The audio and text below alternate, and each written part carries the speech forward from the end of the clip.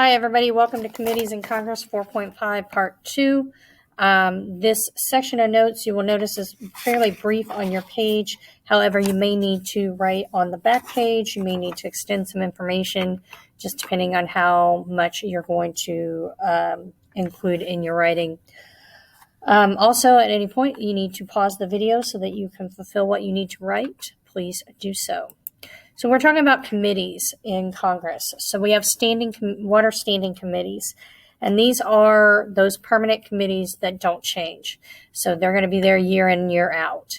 Other committees may be developed that are not standing committees to address specific issues, but these are hands down will always be there because these are the ones that make the biggest determinations in the Senate. Currently, the House has 20 standing committees, while the Senate has 16, and part of that just has to do with the fact that there are certain issues that are only dealt in the House versus the Senate. The other part has to do with they've broken down some things in the House that the Senate hasn't, just because of the sheer size of the House. So when we look here, you can look at the House committees that's on the left. We have the Senate committees on the right. You have different things that are listed. Things that kind of match up, but they're not exact. That's whereas certain things fall under more than one in the Senate committee. So standing committees, you will notice throughout this PowerPoint that you are going to see highlighted items. Those highlighted items are essential for you for your test. So I would advise writing them in some fashion.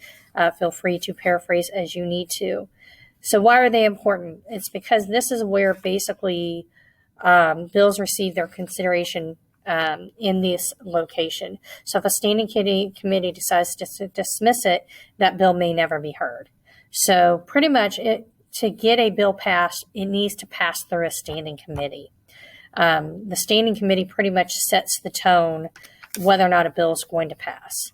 Okay.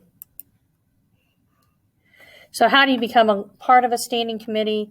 You have a formal floor vote. However, the floor vote is really just a formality. The parties have already decided who's going to be on the committees and who's going to be committee chair, that type of thing. In each committee, how you determine who holds the majority of the seats has to do with whoever is in control of that house. So currently in our government, the Democrats control both the House and the Senate, so the Democrats hold the majority of the seats on every standing committee in both houses. So subcommittees. Well, we have nearly 70 in the Senate and 99 in the House. And honestly, it's kind of surprising we don't have more than 99 in the House just for the sheer number of people in the House. And these are just basically little committees that support the standing committee. And why they're important is that they do all the legwork. They do the grunt work. They're going to do the research. They're going to do the statistical analysis. They're going to do interviews. They're going to do a barrage of different things to come up with the material to give to the standing committee. So subcommittees are extremely important. And often people will start out as a subcommittee and eventually find their way to the standing committee. The House Rules Committee is often referred to as the traffic cop, and that's because it controls everything that comes through the floor with the bills. And it also sets those conditions. So if you look lower down here, it talks about a special rule and original jurisdiction measures. If you wanted to add any more under this, that's where I would add it, here and here. And what this means is sometimes you have to have a special rule when dealing with this situation. So it might have being like how much debate can be on it, what are the parameters of the debate, that type of thing. And then original jurisdiction basically just represents those changes to the rules of the House. So it can contain a special rule, or such as like they're going to expedite something, so limit the debate on it so that they can finally get a vote on it. Okay, so the committee can do pretty much anything that they want during this consideration measure, including deeming that the bill is passed, and so it can be extended out for a vote. So on your select committee, you want to know that here where it's bolded, you want this.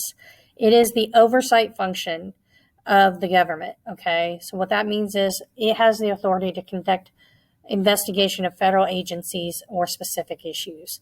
So when we go back to the late 80s, early 90s, Oliver North was being investigated in what happened in Panama. And then Nixon, back in the 60s, was investigated over Watergate. So these are that oversight function.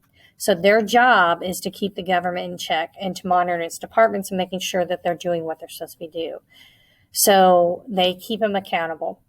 Often, it's not uncommon for them to actually embarrass the government because they've scrutinized their actions. So they often will then submit suggestions on how the government should make some changes. And the government has to consider that advice. And if they don't consider it or they don't make changes, often that looks and reflects negatively on the government. Generally, these select committees are only investigating something current. So they're not going to investigate something that happened 50 years ago. So the select committee that investigated Nixon, it was during the time that Nixon committed Watergate. During the 80s and 90s was what happened in Panama. So those types of things is what they're investigating. It's what's happening currently. So here's an image of the select committee that were asking questions regarding Watergate. So this is where they call witnesses and that type of thing. So a joint committee is just that. It's a joint operation between the House and the Senate. There's not that many of the joint committees, and they're unusual because, typically they don't work outside of the parameters of the House or the Senate. So they basically are to get input on proposed laws from both houses. This allows them to facilitate things a little faster to get a bill to vote on the floor, especially when you have one of the houses as one party and the other house as another party. So we have 4 permanent joint committees, and you have the Economic Committee deals exactly with that, the economy. The Committee on the Library, this deals with basically everything that's not really legislative. It deals with like botanical gardens, works of art, the Smithsonian, that type of thing. We have the Committee on Printing. I imagine we'll see this committee change a little bit as we get further and further away of doing everything on paper. But this has to do with anything and everything that's printed by the government. And then you have the Committee on Taxation. So this is to basically investigate exactly how the Internal Revenue Service is working. They monitor people who get expansive tax returns, such as like $2 million or more. And that's the minimum. They don't look at people that are like us in the middle class that has, maybe $1,000 to $5,000 in a tax return. They're only looking at those high dollar events. They look at whether or not tax laws are fair, what has changed in our economy that would need to change the tax laws, that type of thing. Now, this committee is interesting because 5 of the members will be from the Senate Finance Committee, and 5 of the members is from the House and Ways and Means Committee. And what they do is during the first session, the House Ways and Means Committee chair will be the chair. The Senate Finance Committee will be vice chair. Second session, they switch. So it's 5 and 5 from each house. So Conference Committee. This is when we have 2 bills that are different, but they're on the same issue. So we have a bill, the House wants one thing, the Senate says, no, but we want this. And so it's the same topic, but they have differing issues. So the Conference Committee is there to work out a way to make the bills work together. Now, this is really important when you have different majorities in the 2 houses. So, or if you have a very simple majority as well. So it's to get them to work together so that it can easily pass both houses. If you have issues here, it can prolong the needed passage of a bill. So through the Conference Committee, the goal is to compromise on that bill so that the both houses will accept it and pass it. Okay, so this is the end of 4.5 Part 2. Make sure that you have completed your 4.5 guided reading and have started on your 4.6.